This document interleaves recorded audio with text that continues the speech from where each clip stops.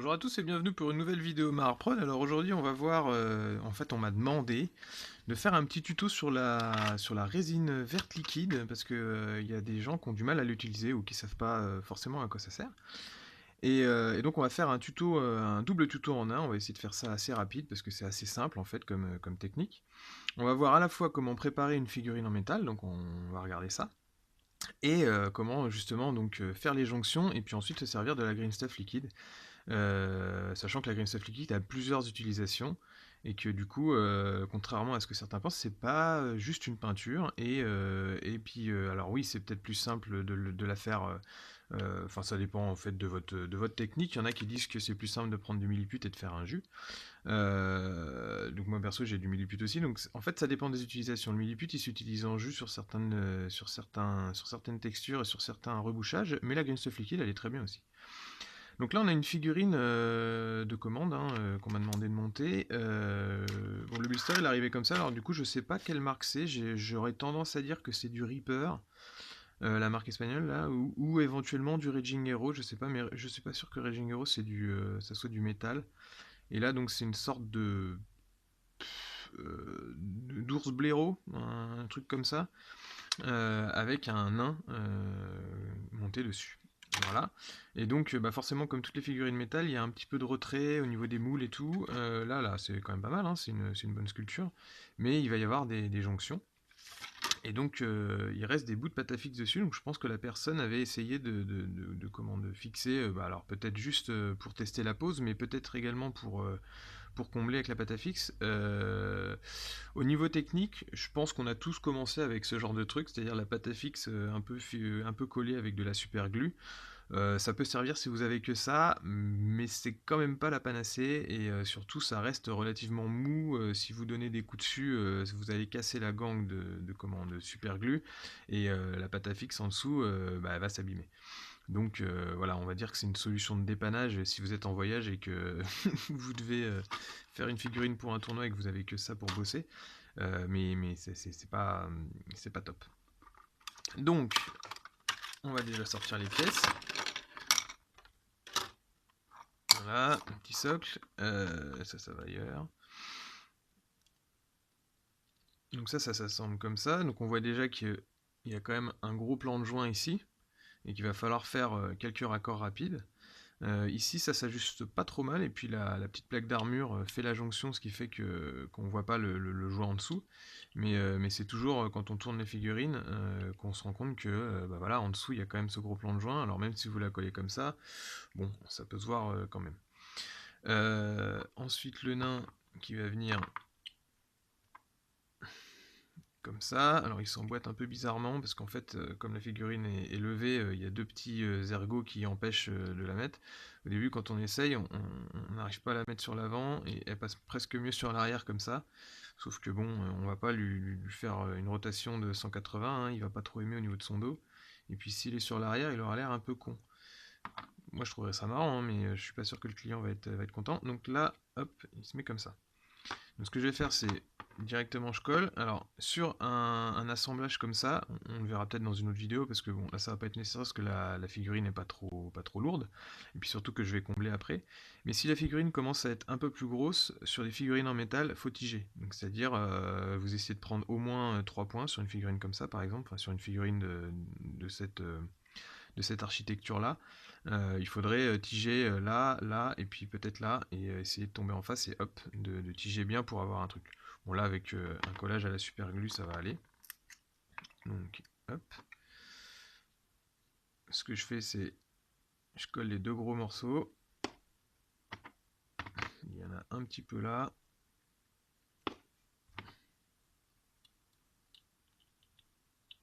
Voilà, tac. Ensuite, j'injecte un petit peu de colle comme ça, qui de toute façon va couler.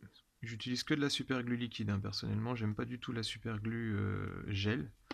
Comme ça, la super glue liquide, elle va bien dans les creux. Et j'utilise pas énormément d'autres colles parce que je trouve que c'est pas nécessaire. Je ferai aussi une vidéo sur la colle, je crois que ça je le dis à chaque fois. Il existe plein d'autres colles, mais qui sont. Enfin, si vous avez de la super glue, ça suffit quoi. Ça colle le métal, le plastique et la résine, donc pas besoin d'autre chose.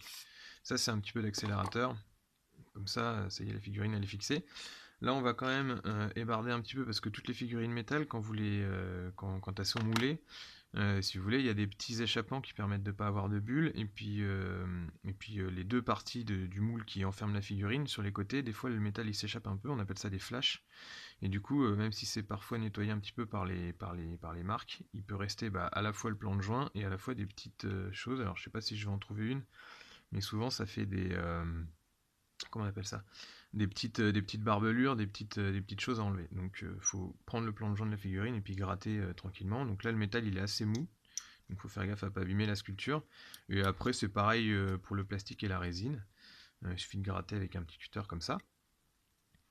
Et, comment dire, ça dépend des marques, mais on va dire que si vous prenez la plus connue, c'est-à-dire Games Workshop, là par exemple il y a un petit flash, je ne sais pas si vous le voyez à la caméra, en gros il faut enlever une grosse partie de métal. Donc Games Workshop a quand même une sacrée qualité, et du coup les lignes de moulage sont de moins en moins visibles. Donc voilà, on va ébarder un petit peu ici, un petit peu là, et un petit peu en dessous. Alors je ne la fixerai pas sur le socle parce que je ne sais pas si mon client veut garder ce type de socle là. Donc, et ça ne fait pas partie de la commande, donc il le fera lui-même. Et hop là, on peut donner un petit coup de ponçage pour que ça soit bien plat.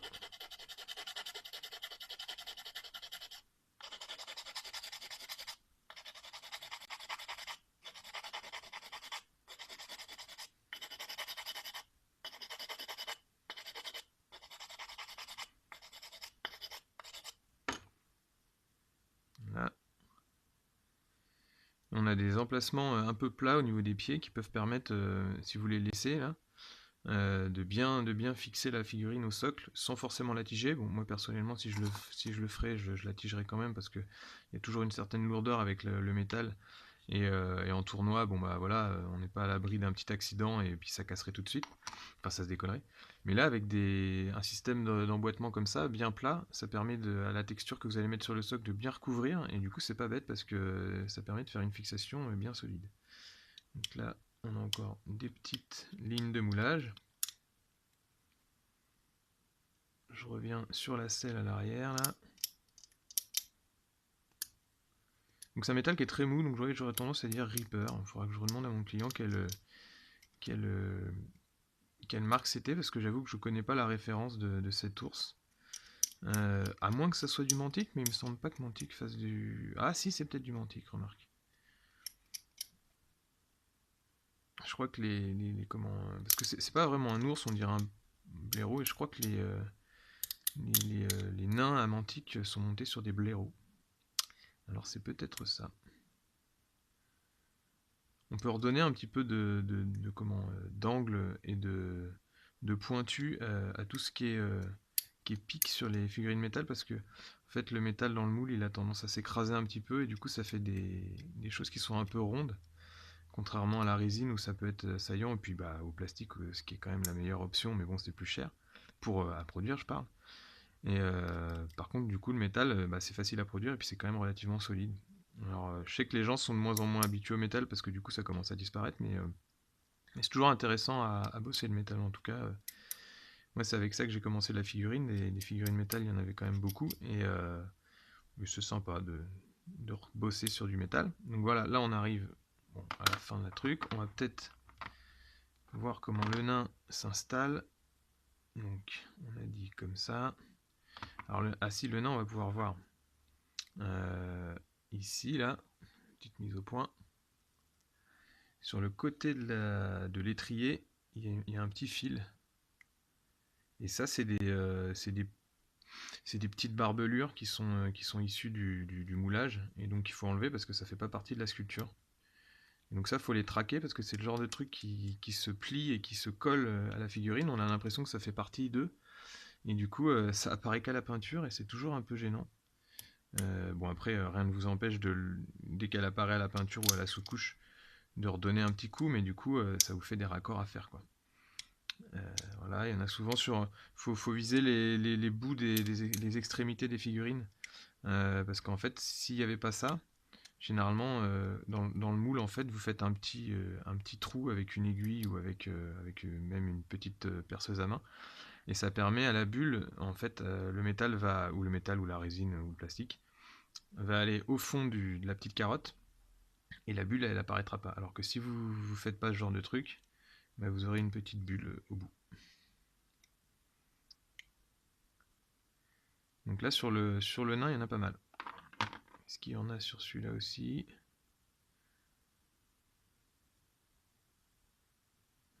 J'ai pas l'impression, mais si, il y en a une au bout du marteau. Je sais pas si vous la voyez. Voilà. Et un petit peu de ligne de moulage.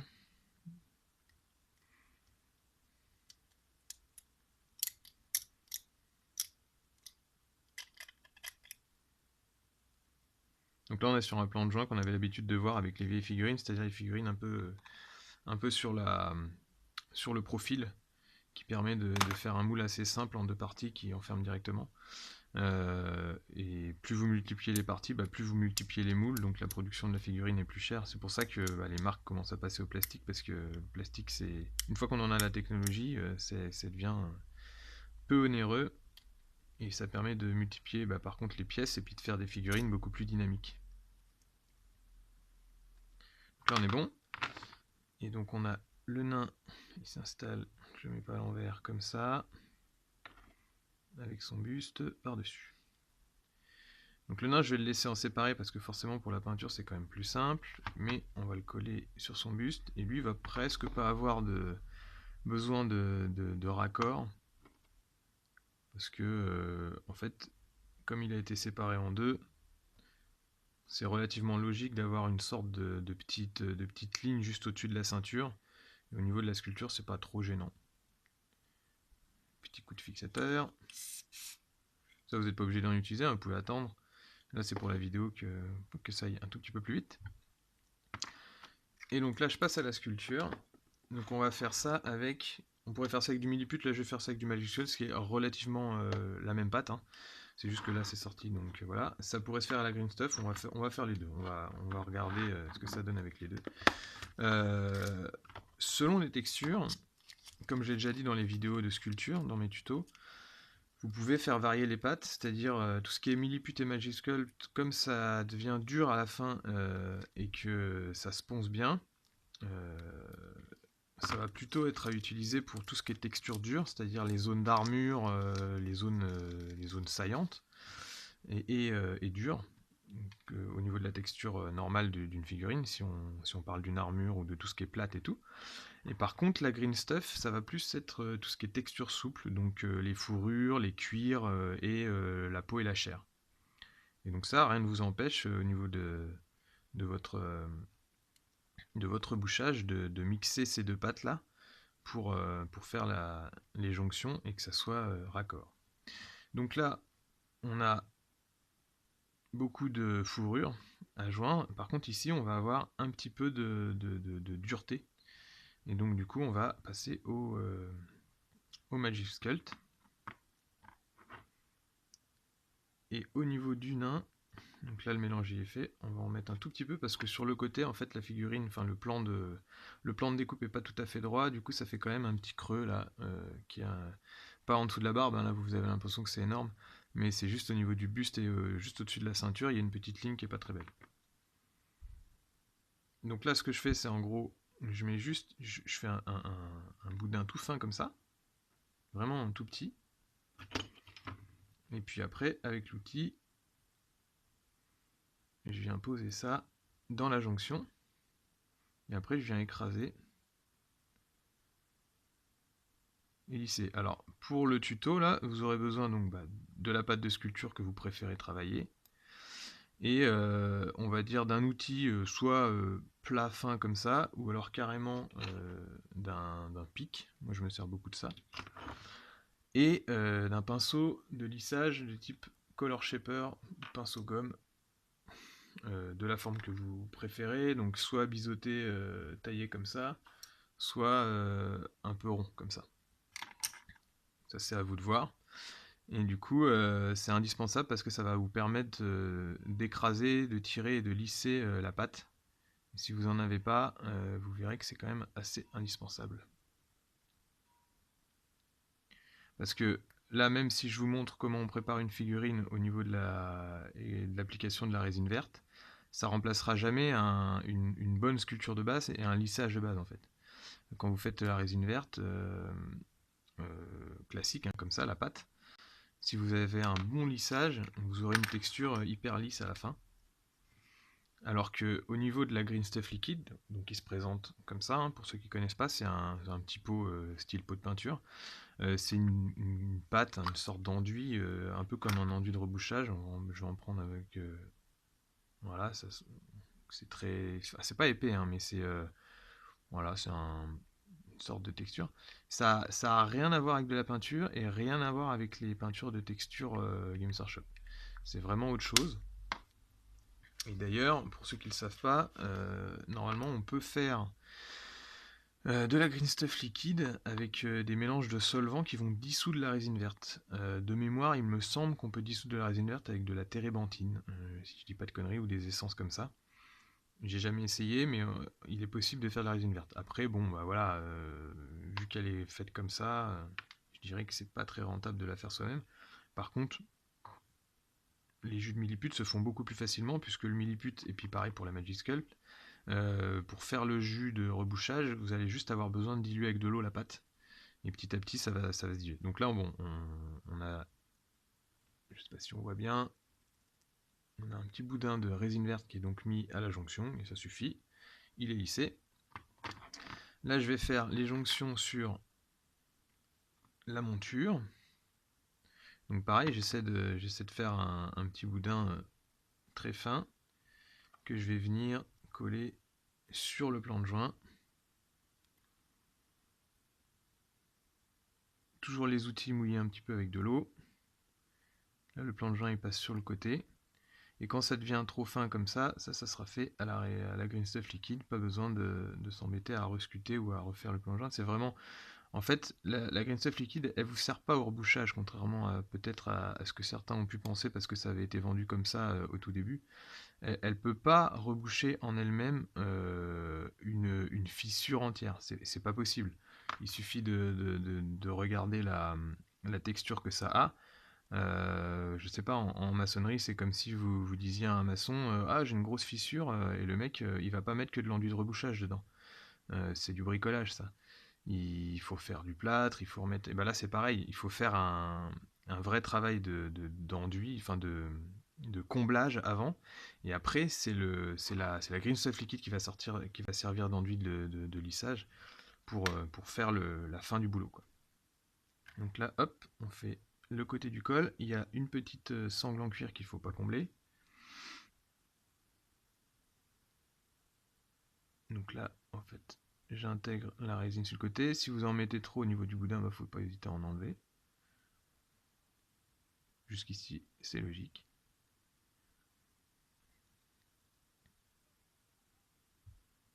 Et l'avantage de la fourrure, c'est que ça se fait assez bien.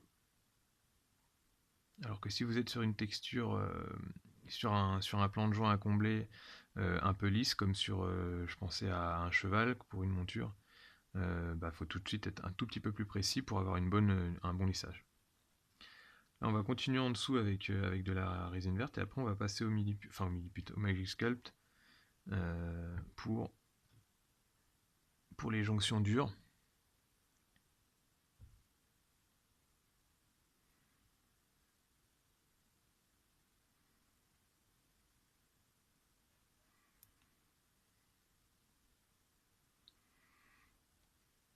Voilà, on remonte sur la croupe.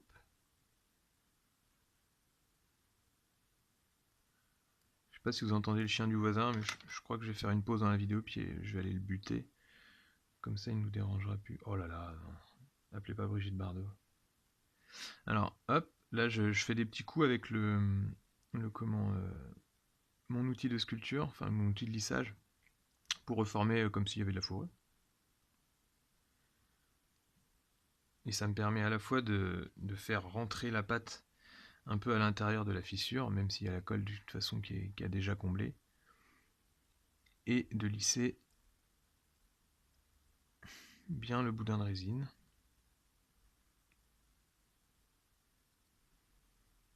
Là, pas mal. Donc, vous voyez, là, il y a un gros espace quand même.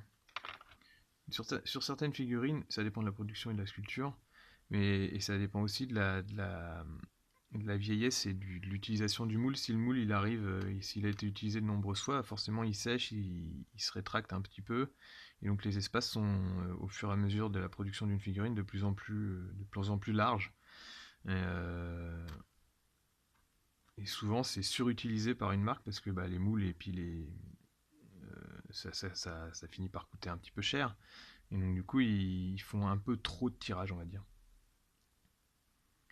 Là c'est également de la fourrure, encore. Donc hop, je pose des petites masses.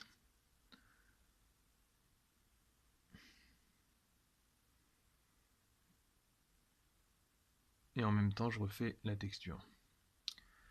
Je vais essayer de mettre quand même de la résine verte sur cet emplacement là, parce qu'on est à la jonction de la selle et de la fourrure, donc c'est pas grave si ça fait fourrure et que c'est comme si des poils qui ressortaient sur le côté. Et également là. Donc là c'est une figurine qui demande un petit peu de boulot quand même. J'ai vu pire, hein, mais il y a besoin d'un travail de rebouchage. Donc là on est bon. Et on va faire juste un petit boudin de Magic Sculpt, petite masse, pour tout ce qui est jonction dure. On n'aura pas besoin de beaucoup.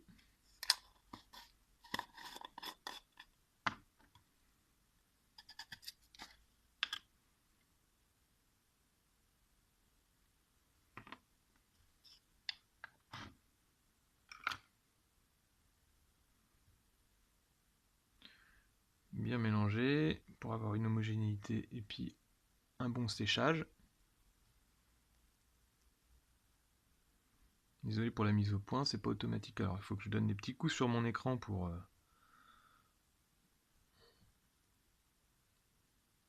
corriger un peu l'image. Donc là c'est bon.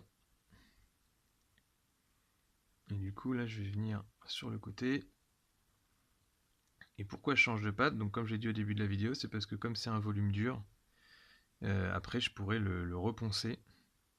Et on retrouvera une texture saillante avec des angles vifs. Comme si c'était une matière dure. Donc ici on dirait c'est des plaques de métal hein, avec une sorte de sel, une selle en dur.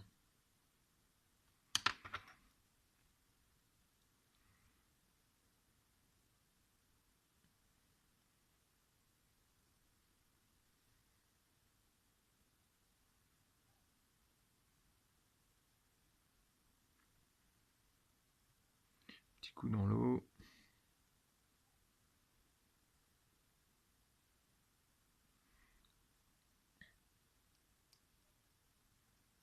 Voilà. Donc là on a fini au niveau de la texture. Juste pour vous montrer ce que ça pourrait donner avec un jus, je vais prendre un petit gobelet comme ça là, du sable dedans.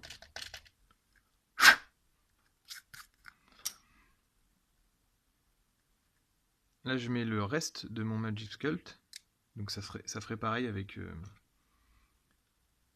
du milliput. Puis je vais mettre de l'eau et vous allez voir, au bout d'un moment ça va faire un jus. Plus vous mettez d'eau, plus votre pâte elle va se diluer, contrairement à la green stuff qui ne se dilue pas à l'eau. Et c'est ça qu'on appelle des jus en fait. Enfin, des jus de milliput ou des jus de Magic Sculpt. Donc ça se fait assez rapidement, vous malaxez la pâte avec de plus en plus d'eau jusqu'à obtenir une texture qui va être proche un peu du lait ou voire de la crème liquide. Donc vous voyez le truc, l'eau commence à blanchir parce que les particules de pâte se dissolvent à l'intérieur. Et on va arriver à quelque chose qui ensuite s'applique au pinceau. Alors c'est sûr que si vous voulez pas payer un pot de green stuff liquide, c'est beaucoup moins onéreux de faire ce genre de jus, hein, donc d'utiliser votre milliput. Mais moi personnellement, le milliput, j'ai pas encore trouvé de solution peu onéreuse pour le commander, alors que la Green Stuff, j'ai quand même trouvé des fournisseurs qui sont peu onéreux, et pas au niveau de la Green Stuff liquide. Et pareil pour le Magic Sculpt, donc je préfère faire... voilà, donc là on a une texture un peu plus épaisse que du lait qui peut servir à se mettre, à s'appliquer au pinceau. On peut d'ailleurs essayer. Alors hop, je prends un pinceau un peu pourri, genre comme ça là, vous voyez la qualité de la brosse là. Je trempe dedans, et du coup, appliquer, on va dire, on va le mettre sur le col là, enfin à la jonction de la selle et puis de la fourrure. Et après, il faut laisser sécher. Alors par contre, pour un jus de Magic Sculpt et Milliput, on va être à un temps de séchage de, je dirais, 20 minutes à peu près. Alors que pour la Green Stuff liquide, c'est ça aussi qui est pratique, c'est beaucoup plus rapide. Donc là, il me reste un petit peu de pâte. Et là, on va faire la Green Stuff liquide. Donc la Green Stuff liquide, elle s'utilise de deux façons. Soit une fois que vous avez rebouché votre fissure avec une vraie pâte, vous prenez un petit peu de Green Stuff liquide, vous la diluez avec de l'eau, ça ne s'utilise pas directement en sortie de pot parce que du coup c'est un peu épais, et vous allez passer directement, un petit peu comme si vous peigniez par-dessus ce que vous avez fait à la pâte. Et c'est ça qui va vous faire votre lissage. Là vous appliquez directement dessus.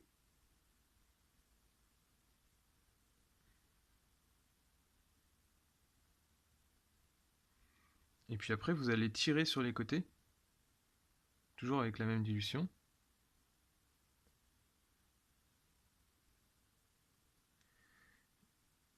Et la masse de Green Stuff liquide que vous avez mis et qui est plus épaisse sur la fissure, vous allez tranquillement la laisser sécher, et ça va vous faire un bon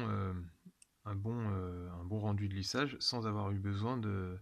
Si vous n'êtes pas à l'aise avec le pinceau de lissage, le pinceau gomme sur la Green Stuff de base, et ben ça peut aider. Après, là où ça s'utilise d'une autre façon, c'est qu'on peut faire de la texture avec. C'est qu'une fois qu'elle sera sèche, elle va rester un tout petit peu grumeuse, hein, c'est une texture granuleuse vraiment très fine.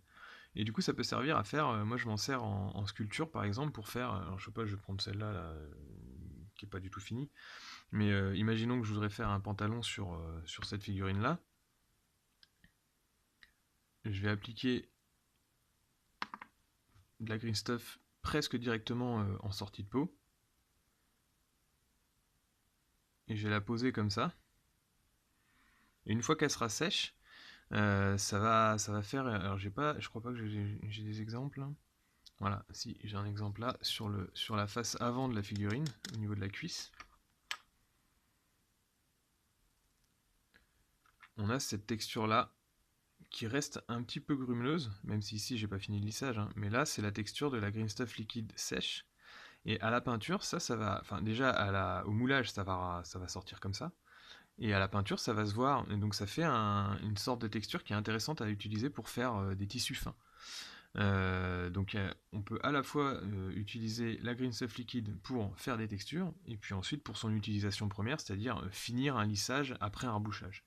Mais jamais pour reboucher complètement une fissure, sinon vous allez en avoir pour 50 ans. Vous avez votre fissure, vous pouvez faire multiplier les couches, forcément c'est pas vraiment fait pour ça. Donc voilà. Voilà pour ce petit tuto, j'espère que ça vous aura plu et que ça vous aura déstressé de la Green Stuff liquide pour ceux qui ne savaient pas trop comment l'utiliser. Et après, bon bah voilà, c'est pas le produit ultime, c'est une technique parmi tant d'autres. Il y en a qui préféreront le jus de Milliput, le jus de Magic Sculpt. Moi j'utilise un petit peu des deux parce que c'est mes deux pâtes principales, la Green Stuff et le Magic Sculpt Milliput. Et donc voilà, j'utilise à la fois des jus de Milliput ou des jus de Green Stuff. J'espère que ça vous aura plu. N'hésitez pas à commenter ma vidéo, me mettre un petit pouce bleu et vous abonner. Et puis à partager aussi ce que je fais. Et à bientôt pour une nouvelle vidéo ou un nouveau tuto. Tous ensemble.